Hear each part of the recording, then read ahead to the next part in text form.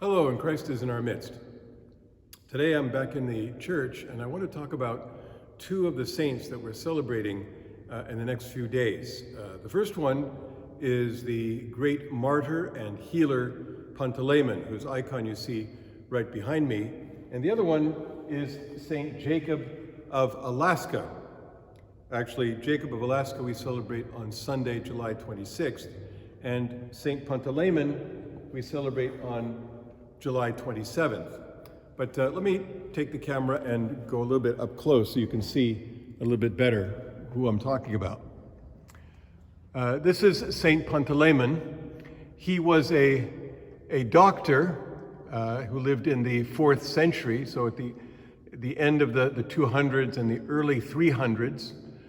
You see him holding in his hand a box of these ointments and medical equipment that they used in ancient times. He was a doctor to the court of the Roman emperor, who was living at the time in the city of Nicomedia.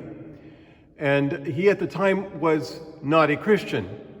And one day he met a priest whose name was Hermolaus, and he began to learn about Jesus Christ, the New Testament, and he gave up worshiping many different gods.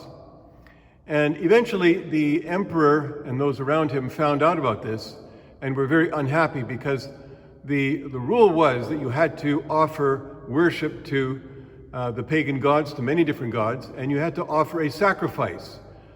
Sometimes it was just pouring out some wine as a sign that you were making an offering to the gods. Sometimes it was making an offering to an idol of the emperor himself. And this is what Panteleimon refused to do. Now, this got him in a lot of trouble. He was arrested, he was tortured. Eventually he was killed in the year 305, and so was the priest who had taught him. Which is really, all of this is very sad, but it's also very powerful that Panteleimon had that kind of power in himself to stand up for what he believed, even when he was being threatened.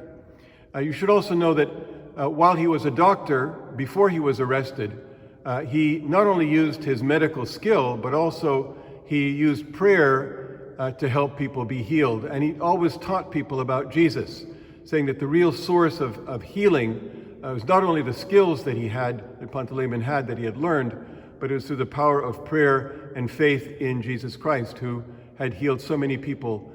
If you read the New Testament, he had healed so many people. So that's the story of Saint Panteleimon. This is a special icon because it was donated to Holy Ghost Church in the years of during the First World War, from 1914 to 1918, by Russian immigrants who were working at a local factory in Bridgeport called the Remington factory. There's only an empty shell of a building right now, but it's the Remington factory that was very famous around the world for making munitions, making guns. There are still Remington rifles.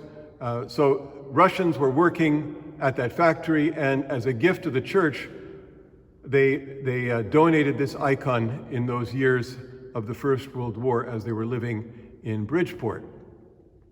Now the other saint is Saint Jacob of Alaska. This icon, unfortunately, has been damaged a little bit. But Jacob of Alaska was born far out on the Aleutian chain in Alaska, on the island of Atka. As a young man, he went to study in Siberia in Russia, and eventually came back to Alaska and was a priest and became a great missionary. He served not only his people in the Aleutian chain, where he was responsible for helping to develop a language, a written language for the Aleut people. Then he was serving in the Yupik Eskimo area in Alaska, and then also the Athabaskan Indian area. So he was himself a native Alaskan, and he served Native Alaskan peoples. He served so many different places. He baptized many people, married people. He was a tremendous worker as a missionary priest. He died in the year 1864, not long before Alaska was sold to the United States. Before that, it was part of Russia, but he's remembered as a hardworking missionary priest who also helped his people develop their own languages, actually, to be able to understand the scriptures and the services of the Orthodox Church. So, by the prayers of St. Jacob and also St. Panteleimon, may we also be a healing presence. Every one of us can be a healing presence wherever we are and with the people that we're with. So God bless all of you until next week.